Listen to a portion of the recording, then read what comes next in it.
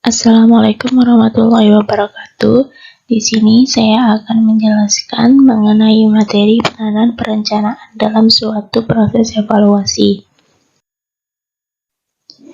PowerPoint ini disusun oleh saya sendiri, Vita Ainun Basiro Anissa, dengan NIM 207200072 dengan dosen pengampu Dr. Dharma Putra MP Kim. Adapun rumusan masalah yang saya buat yaitu yang pertama, perencanaan tes, yang kedua, ketentuan pokok dalam perencanaan tes, yang ketiga yaitu tipe tes yang digunakan dan aspek yang diuji, yang keempat yaitu format butir soal, yang kelima yaitu ciri kisi-kisi tes. Baiklah, yang pertama kita akan membahas perencanaan tes. Tes berasal dari bahasa Latin yaitu testum yang berarti alat untuk mengukur tanah. Dalam bahasa kuno, kata tes berarti ukuran yang dipergunakan untuk membedakan antara emas dengan perak serta logam lainnya. Sedangkan Sumadi Suryabrata mengartikan tes adalah pernyataan-pernyataan yang harus dijawab dan atau perintah-perintah yang harus dijalankan, yang mendasarkan harus bagaimana tes menjawab pertanyaan-pertanyaan atau melakukan perintah-perintah itu, penyelidiki mengambil kesimpulan dengan cara membandingkan dengan standar atau tes lainnya. Dikutip dari Sumadi Suryabrata 1984 halaman 22. Tes adalah alat yang direncanakan untuk mengukur kemampuan, keahlian, atau pengetahuan. Setiap kegiatan belajar harus diketahui sejauh mana proses belajar tersebut telah memberikan nilai tambah bagi kemampuan siswa. Salah satu cara untuk melihat peningkatan kemampuan tersebut adalah dengan melakukan tes. Tes sebagai alat penilaian adalah pertanyaan-pertanyaan yang akan diberikan kepada siswa untuk mendapat jawaban dari siswa dalam bentuk lisan atau tes lisan, dalam bentuk tulisan atau tes tulisan, atau dalam bentuk perbuatan atau tes tindakan. Baiklah, selanjutnya yaitu bagian B, ketentuan pokok dalam perencanaan tes. Guru dalam memahami tentang pendidikan anak yang akan dites, kondisi ini di mana tes akan dilaksanakan dan sebagainya. Pendek kata, hampir seluruh kepribadian guru terlibat di dalamnya, bukan hanya diperlukan keterampilan saja. Itu sebabnya banyak ahli yang mengatakan bahwa mengkonstruksi tes lebih bersifat sebagai seni atau art daripada sebagai ilmu pengetahuan atau sains. Karena itu, jika guru ingin hasil mengkonstruksi tes, maka dia harus membuat perencanaan tes dengan teliti.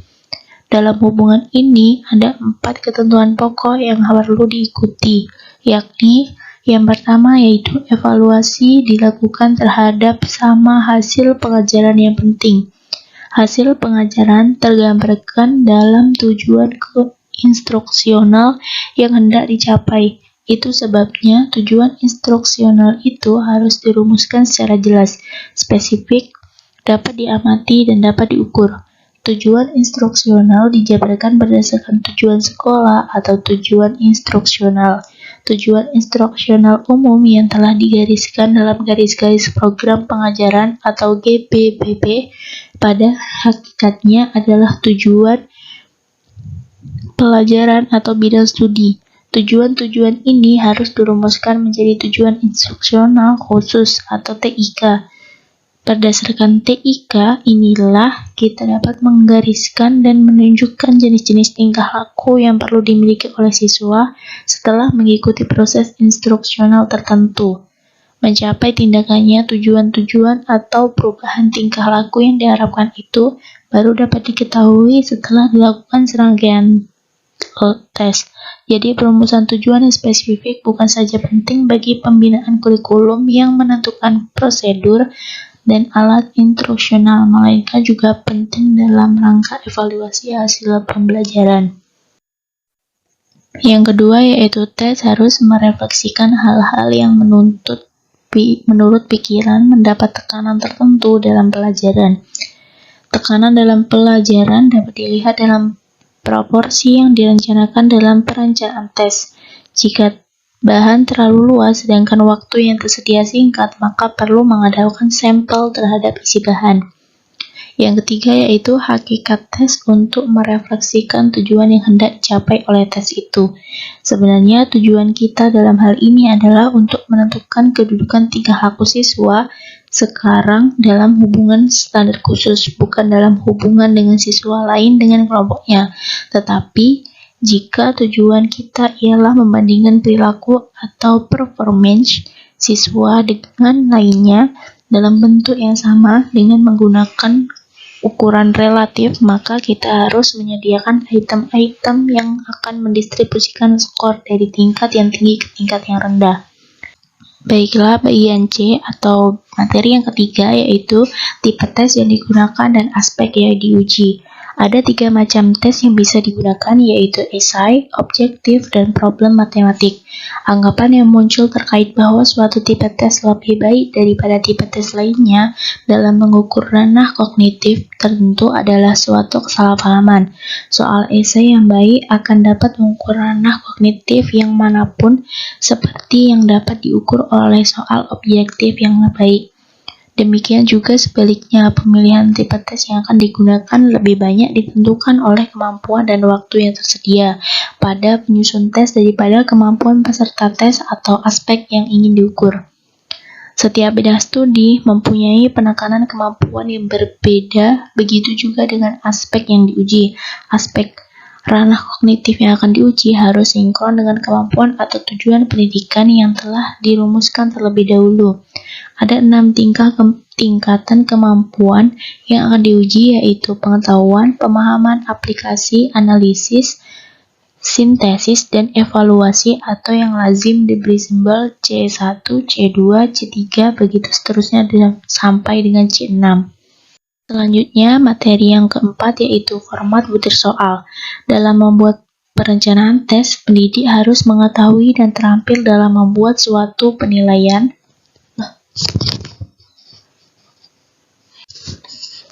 dengan soal yang baik dan tepat akan diperoleh gambaran prestasi dari seorang siswa.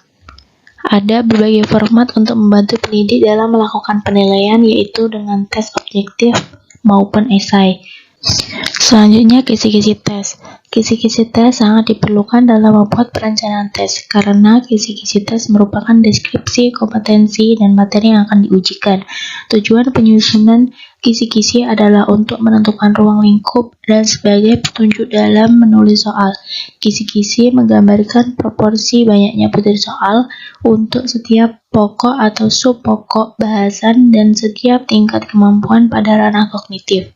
Langkah-langkah pengisian format kisi-kisi tes objektif yang pertama yaitu menentukan lamanya waktu pelaksanaan ujian yang direncanakan, misalnya 90 menit. Yang kedua yaitu menghitung banyaknya butir soal pilihan ganda yang dapat diselesaikan dalam waktu 90 menit. Yang ketiga yaitu menentukan pokok bahasan dan sub-pokok bahasan yang harus diliput dalam tes tersebut. Yang keempat yaitu menentukan proporsi banyaknya butir soal setiap pokok bahasan. Proporsi ini tergantung pada tingkat kepentingan pokok bahasan satu terhadap yang lain. Yang kelima yaitu proporsi dinyatakan dalam bentuk persen dan dicantumkan. Nomor 6 yaitu menentukan presentase atau proporsi jenjang kemampuan berpikir dalam perangkat tes tersebut. Dan yang terakhir yaitu dengan menggunakan data pada butir 2, 4, dan 5, penyebaran butir soal pada setiap kolom dapat dilaksanakan. Baiklah, kesimpulannya adalah sebagai seorang pendidik atau calon pendidik, keterampilan yang harus kita kuasai adalah sistem penilaian hasil belajar peserta didik. Dalam penilaian proses dan hasil belajar peserta didik, aspek-aspek yang berkenaan dengan pemilihan alat penilaian untuk memperoleh data dan hasil penilaian sangat berpengaruh terhadap kualitas lulusan.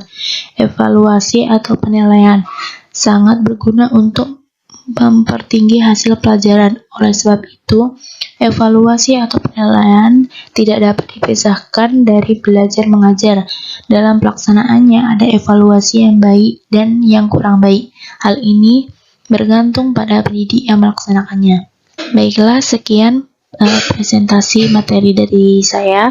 Saya akhiri. Wassalamualaikum warahmatullahi wabarakatuh.